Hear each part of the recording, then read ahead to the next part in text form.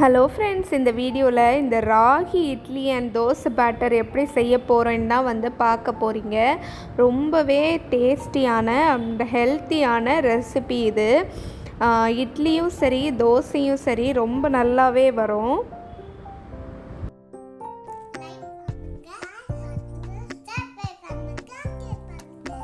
First வந்து நான் வந்து ஒரு 1.25 கப்பு ராகி எடுத்துக்கிறேன். ஃபஸ்ட்டு அந்த ராகி எடுத்ததுக்கப்புறமா இதில் 3/4 கப் அளவுக்கு நான் வந்து ரைஸ் சேர்த்துக்கிறேன்.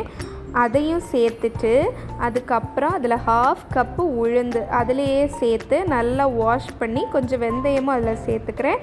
அப்புறம் வாஷ் பண்ணி சோக் பண்ண விட்டதுக்கப்புறமா நம்ம வந்து மாவை நார்மலாக இட்லி தோசைக்கு எப்படி ஆட்டி எடுப்போமோ அதை மாதிரி அரைச்சி எடுத்தாச்சு. அதுக்கப்புறம் இதை நான் வந்து மூடி போட்டு வச்சாச்சு. இது கொஞ்சம் சீக்கிரமாகவே ஒரு 3 to 4 ஹவர்ஸ்லேயே வந்து புளிச்சு வந்துடும். ஸோ கொஞ்ச நேரம் நம்ம வந்து வெயிட் பண்ணால் போதும்.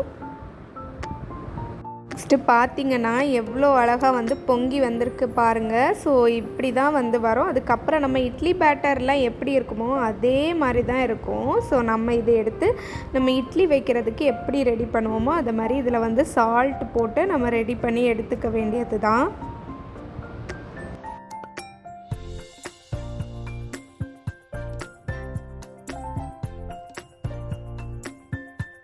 இட்லி ஊற்றுறதுக்காக நான் ஃபஸ்ட்டு வந்து கீ அப்ளை பண்ணிவிட்டு அதுக்கப்புறமா நம்ம வந்து இட்லி பேட்டரை வந்து அதில் சேர்த்துக்கணும்.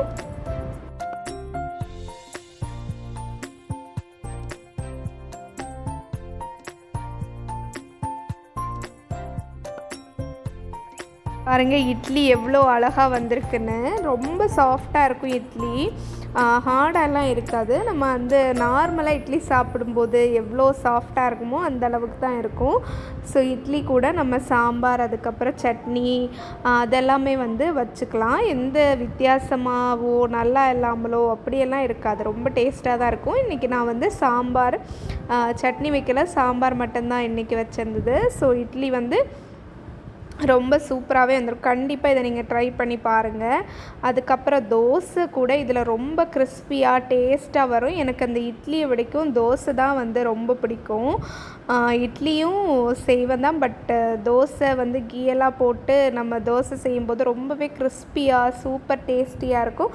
கண்டிப்பாக இந்த ரெசிப்பியை நீங்கள் வந்து ட்ரை பண்ணி பாருங்கள். அண்ட் இந்த வீடியோ உங்களுக்கு பிடிச்சிருக்குன்னு நினைக்கிறேன். பிடிச்சிருந்தா மறக்காமல் இந்த சேனலை சப்ஸ்கிரைப் பண்ணுங்கள் அண்ட் லைக் பண்ணுங்கள். மறக்காமல் இந்த ரெசிப்பியை நீங்கள் ட்ரை பண்ணி பாருங்கள். குழந்தைங்களுக்கு இந்த பிரேக்ஃபாஸ்ட்டை இதே கொடுத்து பாருங்கள்.